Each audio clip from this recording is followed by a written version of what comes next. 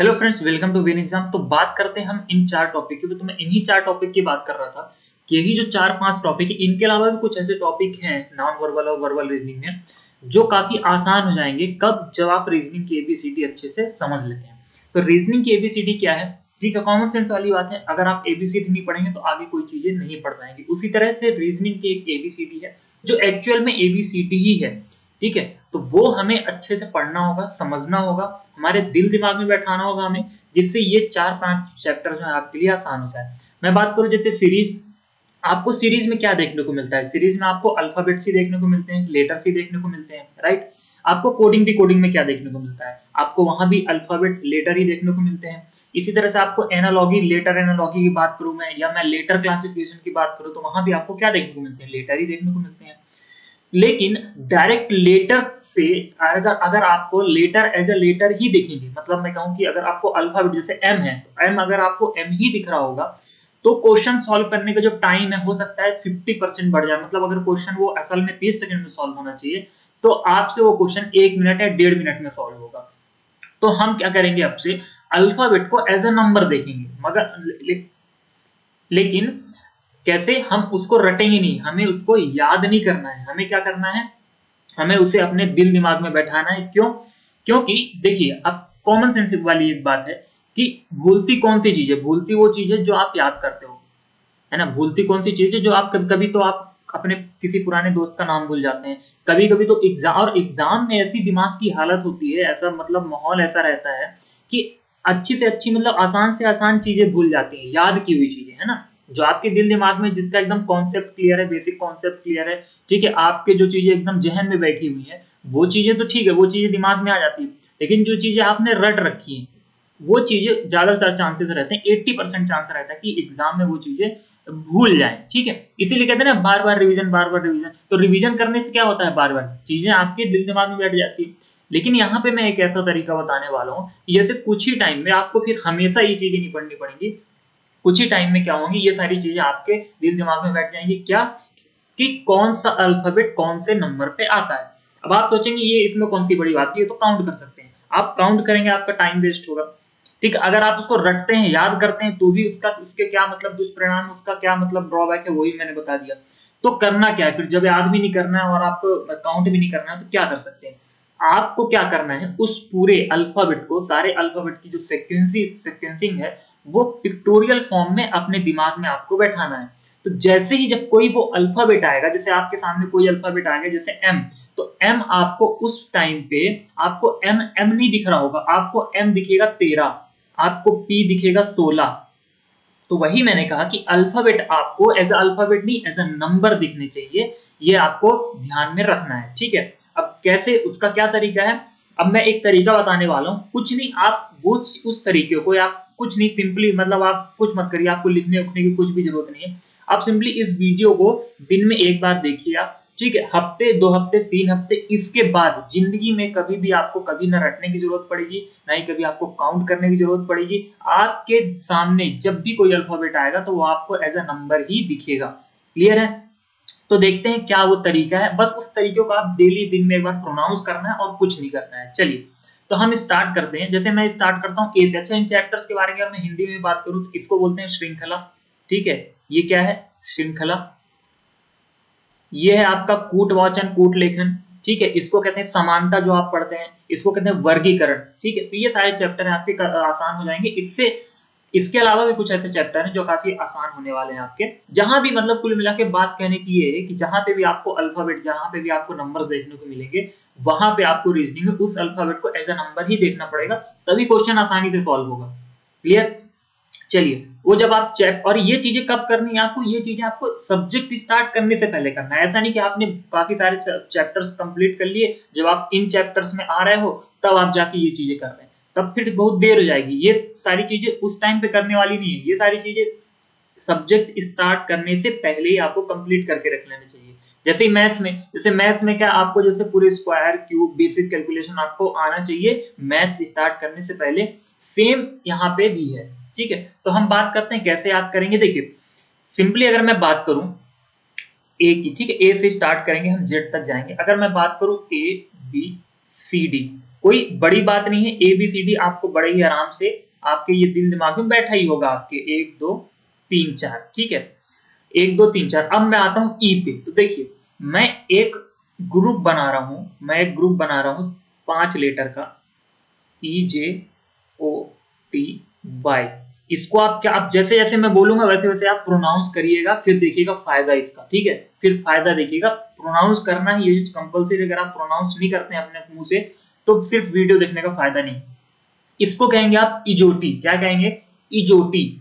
इजोटी ये एक ऐसा वर्ड है जो बड़े ही आराम से आपको याद हो सकता है, इजोटी, ठीक है। वर्ड भी थोड़ा इंटरेस्टिंग है तो आपको बड़े ही आराम से आपके जीत पे ये हमेशा रहेगा, इजोटी। अब इजोटी मैंने इन्हीं लेटर्स को क्यों रखा है इस ग्रुप में? मैंने इन लेटर्स को इस ग्रुप में इसलिए रखा क्योंकि ये सारे के सारे 5 की मल्टीपल में आते हैं। मतलब मैं तेरे से कहूं कि 5 की टेबल लिख दिया मैंने, 5 10 15 20 और 25। तो मैंने एक तरह से क्या लिख दी है, 5 की टेबल। तो 5 की टेबल तो याद करना कोई बहुत बड़ी बात नहीं, 5 की टेबल तो सबको पता होगा। तो अगर आप इजोटी याद रख लेते हो तो ये चीज आपको हमेशा पता रहेगी कि हाँ इजोटी जो है वो 5 की टेबल में आता है, E5। अब इजोटी की स्पेलिंग क्या है? EJOTY। तो आपको तुरंत आपके दिमाग में ये हिट करेगा कि हाँ E5 नंबर पे आता था, J10 नंबर पे आता था, O15, T20 और Y25। ये कब होगा? जब आप हफ्ते 2 हफ्ते 3 हफ्ते आप इसको प्रोनाउंस करेंगे और आप इसको अपनी आंखों से देखेंगे और चीजें आप पिक्टोरियल फॉर्म में दिमाग में बैठाने की कोशिश करिए, ठीक है। आपको रटना बिल्कुल भी नहीं है।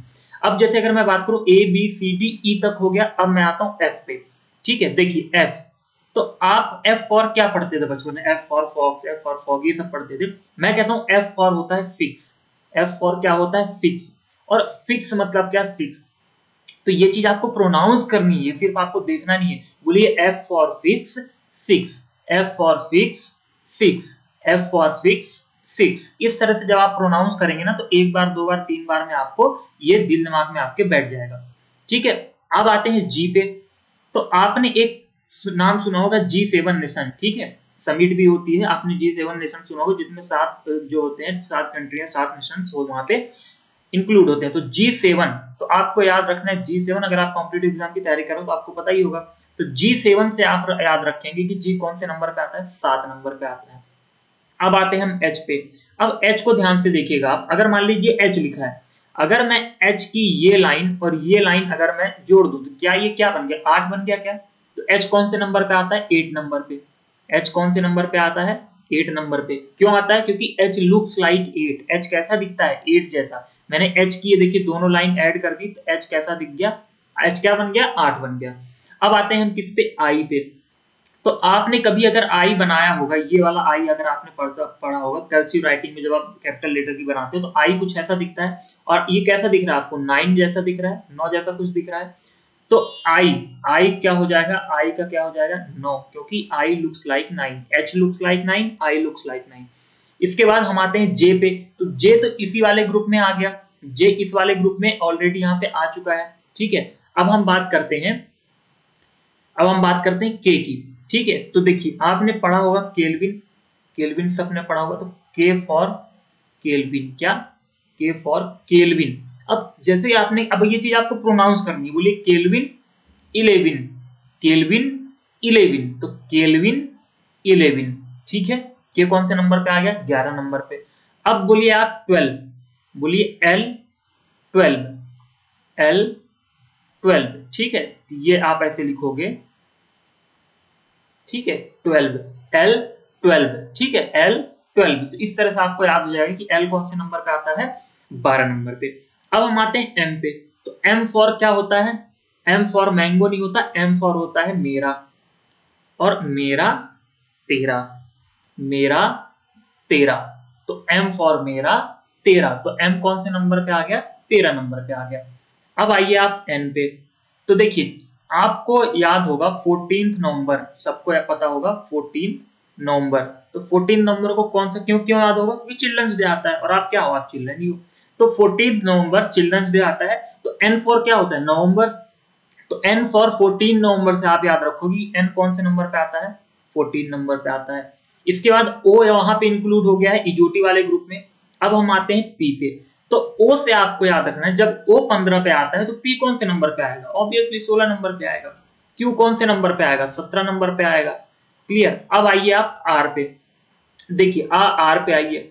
अब आप बोलिए 18 है, आप अपने मुंह से प्रोनाउंस करिए, ये चीज प्रोनाउंस देखिए करना पड़ेगा। 18 है, जब आप 18 बोलते हो तो 18 जब आप बोलते हो तो आपका जो आर आता है उसमें आर इंक्लूड होता है 18 में, क्लियर। तो आपको क्या बोलना है, 18 है, तो आर 18 आर पे ज्यादा जोर पड़ता है जब आप 18 बोलते हो, तो इसलिए कौन से नंबर पे आ गया, 18 नंबर पे।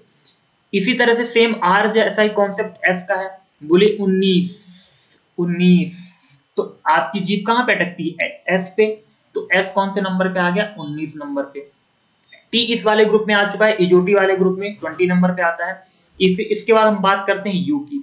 तो देखिए अगर मैं बात करूं, आप जनरली जो मतलब स्टूडेंट होते हैं वो 21 की एज में यूजी उनका कंप्लीट हो जाता है, या मैं कहूं कि अंडर ग्रेजुएट हो जाते हैं, ठीक है, जनरली 21 की एज में।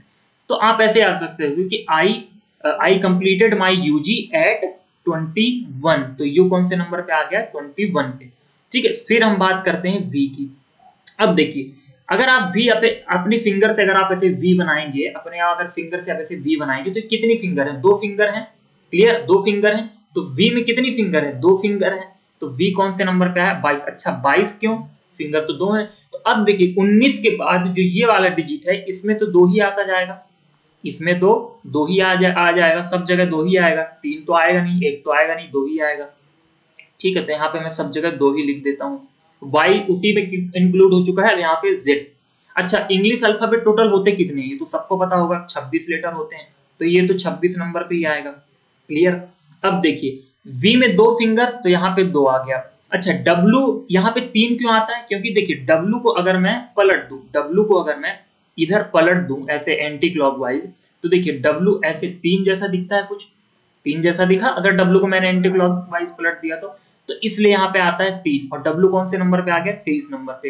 एक्स में आप देख रहे होंगे एक्स कितने पार्ट से मिलकर बना हुआ है, 4, 1 2 3 और 4 पार्ट से मिलकर बना होता है, मतलब 4 लाइनें बनी होती हैं एक्स में, ठीक है। अगर मैं 20 से इनको डिवाइड करूं तो एकदम सेंटर से, तो एक्स इसलिए यहाँ पे आ गया 4, एक्स आ गया 24 नंबर पे, वाई 25 5 के टेबल पे आ गया, और जेड जो है 26 लेटर होते हैं, इसलिए जेड कौन से नंबर पे आता है, 26 नंबर पे।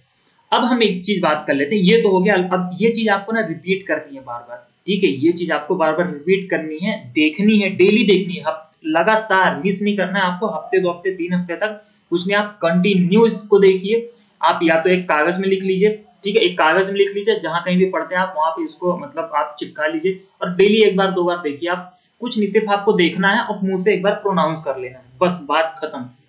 देखना है और मुंह से प्रोनाउंस करना है। जैसे ही आप हफ्ते 2 हफ्ते 3 हफ्ते ये चीज कर, कुछ लोगों को हो सकता है 1 हफ्ते में हो जाए, कुछ लोगों को हो सकता है 3 हफ्ते भी लग जाए, तो इसलिए मैं मिनिमम 1 वीक मैक्सिमम 3 वीक कह रहा हूँ। तो ये चीज जैसे ही आप ये बार बार ये प्रोसेस करोगे, ठीक है, आपको देखना है, प्रोनाउंस करना है, जैसे जैसे मैंने प्रोनाउंस करके बताया है, तो उससे क्या होगा, ये जिंदगी भर के लिए आपके दिल दिमाग में बैठ जाएगा, आपको कभी रटना नहीं पड़ेगा, आपको कभी याद नहीं करना पड़ेगा। जैसे ही आपके सामने कोई भी अल्फाबेट आएगा तो वो अल्फाबेट आपको एज अ नंबर ही दिखेगा। अगर आपके सामने आर आ गया है तो आर आपको 18 दिख रहा होगा, बात मानिए, ये सच है, आर आपको 18 दिख रहा होगा। एम कहीं पे आ जाएगा तो एम आपको 13 ही दिख रहा होगा, तो ये फायदा होता है। ये तो होगी पहली चीज, सीक्वेंसिंग अल्फाबेट की, कौन सा अल्फाबेट कौन से नंबर पे आता है। दूसरी जो सबसे बड़ी चीज इसके साथ में मतलब एक गिफ्ट में मिलती है, ठीक है, मतलब एक के साथ एक फ्री वाला मामला है। तो अगर उस चीज की हम बात करें तो वो होता है अपोजिट अल्फाबेट। तो आपको अगर ये याद है, मतलब ये आपके दिल दिमाग में है कि कौन सा अल्फाबेट कौन से नंबर पे आता है, तो आप बड़े ही आराम से किसी भी अल्फाबेट का अपोजिट अल्फाबेट बता सकते हैं। कैसे, एक रूल होता है अपोजिट अल्फाबेट का, कभी भी 2 अपोजिट अल्फाबेट का जो सम होता है वो 27 होता है। अब जैसे ए का अपोजिट तो आप सबको पता होगा, ए का अपोजिट क्या होता है, ए का अपोजिट क्या होता है, जेड होता है, ये सबको पता होगा, क्लियर। अच्छा ए कौन से नंबर पे आता है, 1 नंबर पे, जेड कौन से नंबर पे आता है, 26 नंबर पे। जब आप इन दोनों का सम करोगे, ठीक है, 1 + 26 तो कितना मिला हमें, 27, ठीक है। और जगह हम करके देख लेते हैं, चलिए हम h का अपोजिट निकाल लेते हैं, तो h लुक्स लाइक 8, तो h कौन से नंबर पे आता है, 8 नंबर पे, ठीक है। अब मैंने कहा कि किन्हीं भी 2 अपोजिट अल्फाबेट का जो सम होता है वो 27 होता है। तो 8 में हमें कोई एक ऐसी, अगर हमें 8 मतलब अगर हमें h का अपोजिट पता करना है तो हमें h, यानी मैं कह रहा हूं कि 8, अब देखिए जब आपको ये चीज दिमाग में आ जाएगी तो आपको खुद सारे अल्फाबेट एज ए नंबर ही दिखेंगे। तो मैं कह रहा हूँ कि 8 में ऐसा मैं क्या ऐड कर दूं, 8 में मैं ऐसा क्या ऐड कर दूं कि मुझे 27 मिल जाए। तो 8 में मैं क्या ऐड कर दूं तो मैं 27 मिल जाएगा, 19 ऐड करना पड़ेगा, और 19, बोलिए 19, एस, एस 19, तो 19 नंबर पे कौन सा अल्फाबेट आया है, एस। तो एच का अपोजिट क्या हो गया, एस। अब बात करते हैं एम की, एम फॉर मेरा, मेरा तेरा, मेरा तेरा। अब 13 में कैसी संख्या जोड़ दूं कि वो 27 हो जाए। तो आप अगर इसमें 13 में 14 ऐड कर दोगे तो कितना मिलता है आपको, 27।